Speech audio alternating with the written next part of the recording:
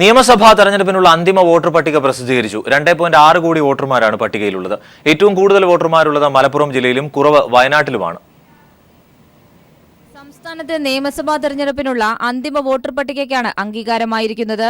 2,60,19,284 വോട്ടർമാരാണ് ആകെ സംസ്ഥാനത്തുള്ളത്. 1,35,08,693 സ്ത്രീകളും 1,25,10,589 പുരുഷ വോട്ടർമാരുമാണ് ഇതുപ്രകാരം സംസ്ഥാനത്തുള്ളത്. ഇവരിൽ 23,289 പേർ പ്രവാസി വോട്ടർമാരാണ്. ഏറ്റവും കൂടുതൽ വോട്ടർമാരുള്ളത് മലപ്പുറം ജില്ലയിലാണ്. 30.33 ലക്ഷം പേർ. കുറവ് വയനാട് ജില്ലയിലും 5.95 ലക്ഷം. വോട്ടർമാരുടെ എണ്ണം ജില്ല തിരിച്ച് ഇപ്രകാരമാണ്. കാസർഗോഡ് 9,90,513 പേർ. കണ്ണൂർ ജില്ലയിൽ 1,94,1614 വോട്ടർമാർ. വയനാട് ജില്ലയിൽ 5,95,681. കോഴിക്കോട് ജില്ലയിൽ 23,59,731 പേർ. മലപ്പുറം ജില്ലയിൽ 30,33,864. പാലക്കാട് ജില്ലയിൽ 21,86,112. തൃശൂർ 24,87,686 പേർ. എറണാകുളം ജില്ലയിൽ 24,71,518 പേർ. ഇടുക്കിയിലാകട്ടെ 8,86,133 പേർ. കോട്ടയം ജില്ലയിൽ 15,54,714 പേർ. ആലപ്പുഴ ജില്ലയിൽ 16,93,155 പേർ. പത്തനംതിട്ട ജില്ലയിൽ 10,25,172. കൊല്ലം ജില്ലയിൽ 20,93,407 പേർ. തിരുവനന്തപുരം ജില്ലയിലാകട്ടെ 26,99,984 പേരുമാണ് വോട്ടർ പട്ടികയിൽ ഇടം പിടിച്ചിരിക്കുന്നത്. News bureau, Thiruvananthapuram.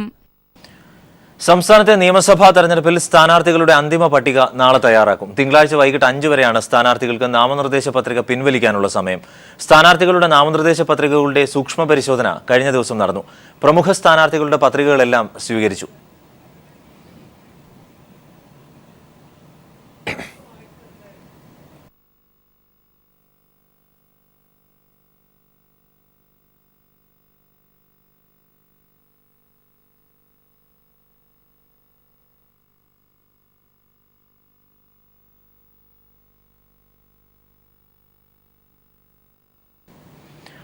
നിയമസഭാ തെരഞ്ഞെടുപ്പിന്റെ ഒരുക്കങ്ങൾ വിലയിരുത്താനായി മുഖ്യ തെരഞ്ഞെടുപ്പ് കമ്മീഷണർ ഡോക്ടർ നസീം സെയ്ദി ഇന്ന് കേരളത്തിലെത്തും. തെരഞ്ഞെടുപ്പ് കമ്മീഷണർമാരായ ഓംപ്രകാശ് റാവത്ത്, AK ജ്യോതി എന്നിവരടക്കം 6 അംഗ സംഘമാണ് ഇന്ന് തിരുവനന്തപുരത്ത് എത്തുന്നത്. സംഘം മെയ് 3 വരെ തലസ്ഥാനത്തുണ്ടാവും. രാഷ്ട്രീയ കക്ഷി പ്രതിനിധികൾ, ചീഫ് സെക്രട്ടറി, മുഖ്യ തെരഞ്ഞെടുപ്പ് ഓഫീസർ, ജില്ലാ കളക്ടർമാർ, ജില്ലാ പോലീസ് മേധാവികൾ, ആഭ്യന്തര സെക്രട്ടറി തുടങ്ങിയവരുമായി കമ്മീഷൻ ചർച്ച നടത്തും. പെട്രോൾ ഡീസൽ വില വീണ്ടും കൂട്ടി. പെട്രോൾ ലിറ്ററിന് ₹1.06 ഡീസലിന് ₹2.96 കൂട്ടിയത്. വിലവർധന അർദ്ധരാത്രി മുതൽ നിലവിൽ വന്നു. ഏപ്രിൽ 15 പെട്രോളിന് 74 ഡീസലിന് ₹1.30 കുറച്ചിരുന്നു. ഇതിന് പിന്നാലെയാണ് പെട്രോൾ ഡീസൽ വില വർദ്ധിപ്പിച്ചത്.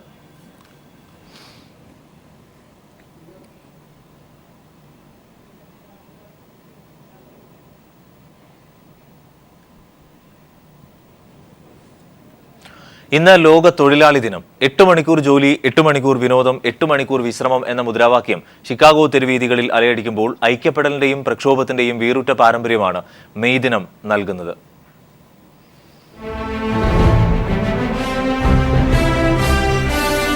ലോക തൊഴിലാളി വർഗ ചരിത്രത്തിൽ സ്വന്തം ഹൃദയം ചാലിച്ച് ഒരുപറ്റം വിപ്ലവകാരികൾ അനശ്വരമായ ഒരു അധ്യായം എഴുതി ചേർത്തതിന്റെ ആവേശോജ്വലമായ ഓർമ്മദിനം മെയ് 1. മുതലാളി വർഗത്തിന്റെ അതിക്രൂരമായ ചൂഷണത്തിന്റെ വിവിധ മുഖങ്ങൾ, അതിൽ നിന്നെല്ലാം ഒരു മോചനം. 8 മണിക്കൂർ ജോലി, 8 മണിക്കൂർ വിനോദം, 8 മണിക്കൂർ വിശ്രമം എന്ന് ചിക്കാഗോ തെരുവീതികളിൽ മുഴങ്ങിയ മുദ്രാവാക്യങ്ങൾ ലോകത്തെ ആകെയാണ് പ്രകമ്പനം കൊള്ളിച്ചത്. പിന്നീടിങ്ങോട്ട് ലോക തൊഴിലാളി വർഗം ഒന്നടങ്കം ആ മുദ്രാവാക്യം ഏറ്റുവിളിച്ചു. അടിമകളെപ്പോലെ പണിയെടുത്തിരുന്നവർ അവകാശങ്ങൾക്കായി കാൽച്ചങ്ങലകൾ ഭേദിച്ച് അണിചേർന്നു. അവകാശബോധത്തോടെ തൊഴിലാളി വർഗം നടത്തിയ ത്യാഗനിർഭരമായ പോരാട്ടങ്ങളിലൂടെ അനേകം ജീവനുകൾ ബലിയർപ്പിച്ച് നേടിയെടുത്തതാണ് നമ്മൾ ഇന്ന് അനുഭവിക്കുന്ന തൊഴിലവകാശങ്ങൾ എല്ലാം തന്നെ.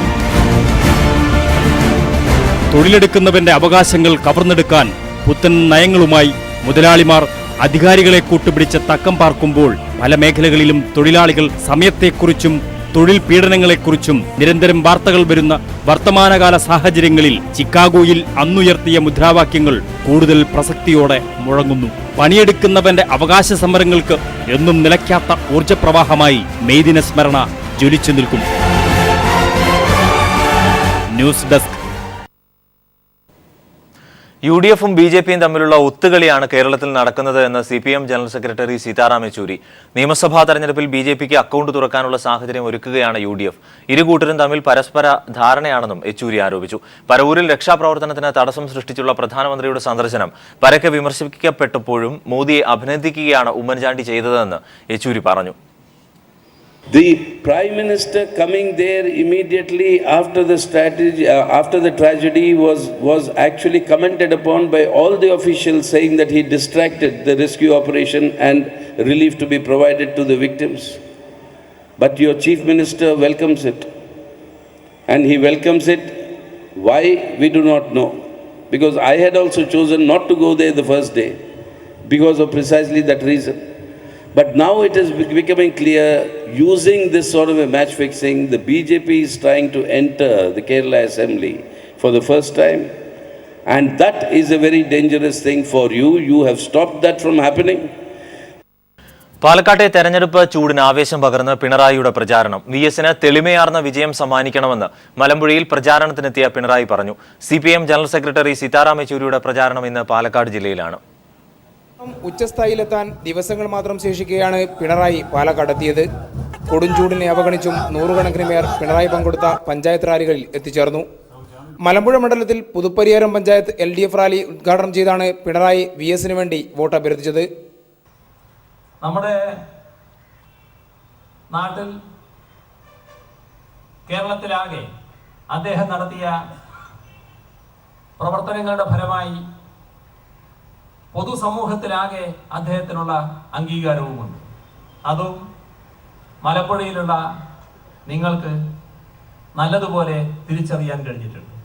കുറ്റമറ്റ പ്രവർത്തനത്തിലൂടെ തെളിമയാർന്ന വിജയം അരിവാൾ ചുറ്റിക നക്ഷത്ര അടയാളത്തിൽ വോട്ട് രേഖപ്പെടുത്തി സഖാവ് VS-ന് സമ്മാനിക്കുക എന്ന് അഭ്യർത്ഥിച്ചുകൊണ്ട് അവസാനിപ്പിക്കുന്നു. നിങ്ങൾക്ക് എൻ്റെ അഭിവാദ്യം.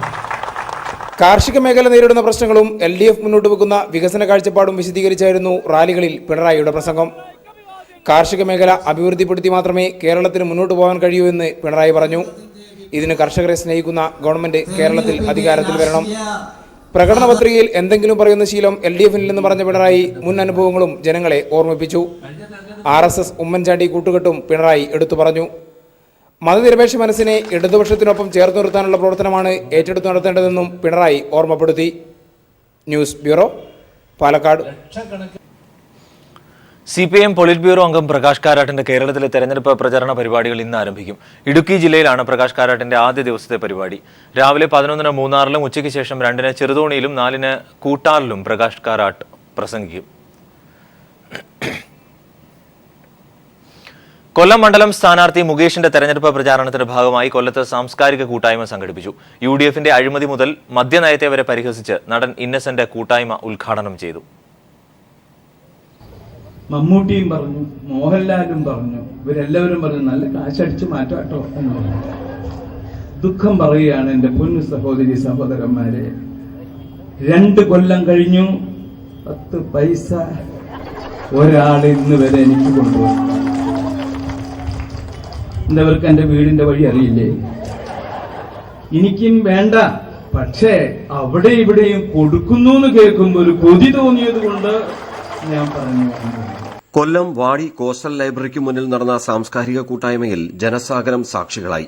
സോളാർ അഴിമതിയെ തന്റെ സ്വതസിദ്ധ ശൈലിയിൽ ഓർമ്മപ്പെടുത്തിയും UDF-ന്റെ മദ്യനയത്തെ പരിഹസിച്ചും ഇന്നസെന്റ് ഇടതുപക്ഷം വിജയിക്കേണ്ടതിന്റെ ആവശ്യകതയെക്കുറിച്ച് ജനങ്ങളെ ബോധ്യപ്പെടുത്തി. നിങ്ങളൊക്കെ വിചാരിക്കും ഡോക്ടർ ഗംഗാധരന്റെ മരുന്നുകൊണ്ട് മാത്രമാണ് ഇന്നസെന്റ് രക്ഷപ്പെട്ടതെന്ന്. അല്ല, ഈ സോളാറും കൂടിയാണ് എന്നെ രക്ഷപ്പെടുത്തിയത്. 2ാമത് ക്യാൻസർ വന്നു, ഒന്ന് മാറി നിൽക്കും, അടുത്ത ആഴ്ച വീണ്ടും പ്രശ്നത്തിൽ. ആ സമയത്താണ് ഓരോരുത്തരുടെ പേരുകൾ അവരിങ്ങനെ പറയാണ്. നാളെ ഞാൻ മറ്റയാളുടെ പേര് പറയും, ഒരാഴ്ച കഴിഞ്ഞാൽ മറ്റവന്റെ പേര് പറയും. അപ്പൊ നമുക്ക് ഭയങ്കര ആകാംക്ഷ, കാരണം എല്ലാവരുടെ പേര് വരുന്നത് സുഖല്ലേ കേൾക്കാനും നിനക്കെ. കൊല്ലം മണ്ഡലം ഇടതുപക്ഷ സ്ഥാനാർത്ഥി മുകേഷ്, സിപിഐഎം പോളിറ്റ് ബ്യൂറോ അംഗം എം.എ. ബേബി, സിപിഐഎം കൊല്ലം ജില്ലാ secretary K N. Balagopal, K. Varadarajan, Kainagiri Thankaraj, Suresh, E. Rajendran, Manilal, advocate Vijayakumar തുടങ്ങിയവർ പങ്കെടുത്തു. News bureau, Kollam. പശ്ചിമബംഗാൾ നിയമസഭയിലേക്കുള്ള 5ാം ഘട്ട വോട്ടെടുപ്പ് പൂർത്തിയായി. വോട്ടെടുപ്പിനിടെ ഹൂഗ്ലി ജില്ലയിലെ അരംബാഗിൽ തൃണമൂൽ അക്രമത്തിൽ സിപിഎം പ്രവർത്തകന് ഗുരുതരമായി പരിക്കേറ്റു. 53 മണ്ഡലങ്ങളിലേക്ക് നടന്ന വോട്ടെടുപ്പിൽ 80% പോളിംഗാണ് രേഖപ്പെടുത്തിയത്. പർഗാനയിലെ 31ഉം ഹൂഗ്ലിയിലെ 18ഉം ദക്ഷിണ കൊൽക്കത്തയിലെ 4 മണ്ഡലങ്ങളിലാണ് 5ാം ഘട്ടത്തിൽ വോട്ടെടുപ്പ് നടന്നത്. കർശന സുരക്ഷാ ക്രമീകരണത്തിലാണ് തിരഞ്ഞെടുപ്പ് നടന്നതെങ്കിലും പലയിടത്തും തൃണമൂൽ കോൺഗ്രസ് പ്രവർത്തകർ അക്രമം അഴിച്ചുവിട്ടു. സൗത്ത് 24 പർഗാനയിലെ ദക്ഷിണ സോനാപൂരിലും ഹൂഗ്ലി ജില്ലയിലെ കാൻകുൽ മേഖലയിലും പോളിംഗ് ബൂത്തുകളിൽ സിപിഐഎം ബൂത്ത് ഏജന്റുമാർക്ക് നേരെ തൃണമൂൽ ആക്രമണമുണ്ടായി.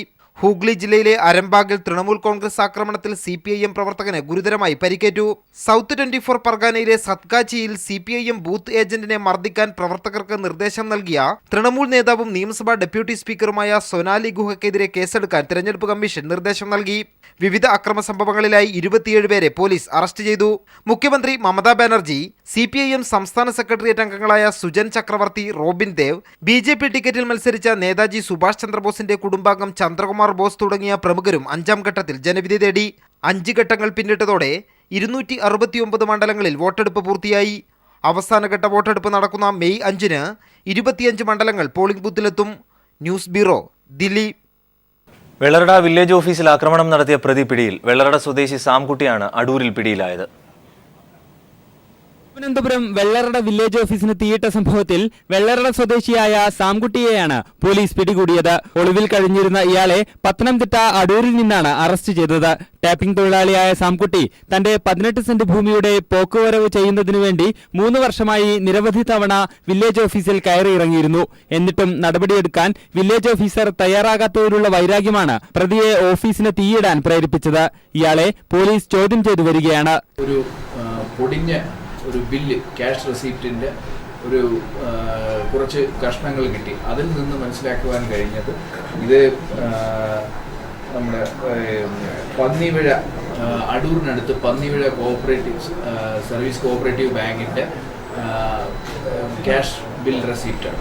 അപ്പോൾ അതിൻ്റെ ഭാഗമായിട്ട് അന്വേഷണം അങ്ങോട്ട് നീളുകയും അവിടെ പോയി അത് അന്വേഷിച്ച് കഴിഞ്ഞപ്പോൾ അതിനകത്ത് ഉള്ള ബില്ല് എന്ന് പറയുന്നത് 9/5/2005 ബില്ലാണെന്നും അത് ഓണത്തിനുള്ള പച്ചക്കറി വാങ്ങിയതിന്റെ ബില്ലാണെന്ന് മനസ്സിലായി. കഴിഞ്ഞ ബുധനാഴ്ചയാണ് പ്രതി വെള്ളറട വില്ലേജ് ഓഫീസിലെത്തി തീയിട്ടത്. ഹെൽമറ്റ് ധരിച്ചെത്തിയ ഇയാൾ രാസവസ്തുക്കൾ ഉപയോഗിച്ച് നടത്തിയ സ്ഫോടനത്തിൽ വില്ലേജ് ഓഫീസർ ഉൾപ്പെടെ 11 പേർക്ക് പരിക്കേറ്റിരുന്നു.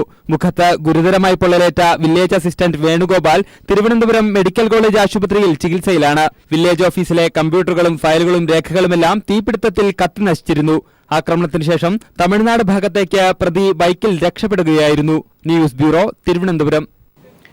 അഗസ്റ്റ വെസ്റ്റാൻഡ് അഴിമതി കേസിൽ മുൻ പ്രതിരോധ മന്ത്രി എ.കെ. ആന്റണി കുരുക്കിലേക്ക്. കേസ് അന്വേഷിക്കുന്ന സിബിഐയും എൻഫോഴ്സ്മെന്റ് ഡയറക്ടറേറ്റും ആന്റണിയെ ചോദ്യം ചെയ്യും. പ്രതിരോധ മന്ത്രാലയം രൂപീകരിച്ച പ്രത്യേക അന്വേഷണ സംഘം ആന്റണിയുടെ പേര് സംബന്ധിച്ച് തെളിവുകൾ ശേഖരിച്ചു. മുൻ വ്യോമസേനാ തലവൻ SP ത്യാഗിക്ക് ചോദ്യം ചെയ്യലിന് ഹാജരാകാൻ എൻഫോഴ്സ്മെന്റ് ഡയറക്ടറേറ്റും സിബിഐയും നോട്ടീസ് അയച്ചിട്ടുണ്ട്.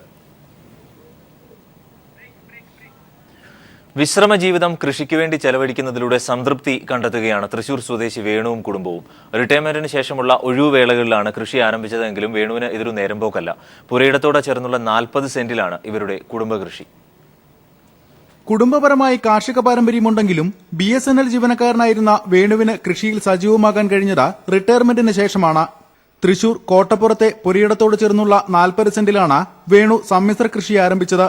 ഓരോ തരി മണ്ണിനെയും അടുത്തെറിഞ്ഞ് കൃഷിക്കിറങ്ങിയ വേണുവിനെ സഹായിക്കാൻ ഭാര്യ തനൂജയും ഒപ്പം ചേർന്നു. ആദ്യഘട്ടത്തിൽ കപ്പയും വാഴയുമാണ് നട്ടതെങ്കിലും വെണ്ട, വഴുതന, പയർ, മത്തൻ, കുമ്പളം, പാവയ്ക്ക എന്നിവയൊക്കെ പിന്നാലെ എത്തി. വളർച്ചയ്ക്ക് കരുത്തു പകരാനും കീടങ്ങളെ തുരത്താനും ജൈവമാർഗ്ഗങ്ങൾ മാത്രമാണ് ഉപയോഗിക്കുന്നത്. വീട്ടിലെ ആവശ്യം കഴിഞ്ഞാൽ വിൽപ്പനയ്ക്ക് നൽകാനും പച്ചക്കറികൾ ധാരാളമുണ്ടാകും. സാമ്പത്തിക നേട്ടത്തിന് പുറമെ സ്വന്തമായി കൃഷി ചെയ്യുന്നതിന്റെ സംതൃപ്തി ഒന്ന് വേറെ തന്നെയാണെന്നാണ് വേണുവിന്റെ അഭിപ്രായം.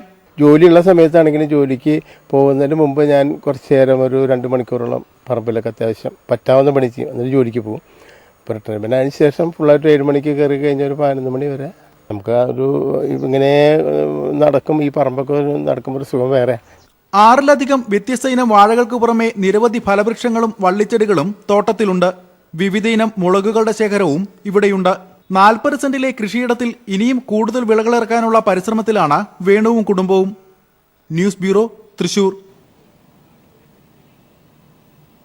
മറ്റു വാർത്തകൾ ചുരുക്കത്തിൽ. കേരളത്തിലെ മത്സ്യലഭ്യതയിൽ വൻ കുറവ്. 2014 മൊത്തം ലഭ്യത 5.76 ലക്ഷം ടണ്ണായിരുന്നത് 2015 4.82 ലക്ഷം ടണ്ണായി കുറഞ്ഞു.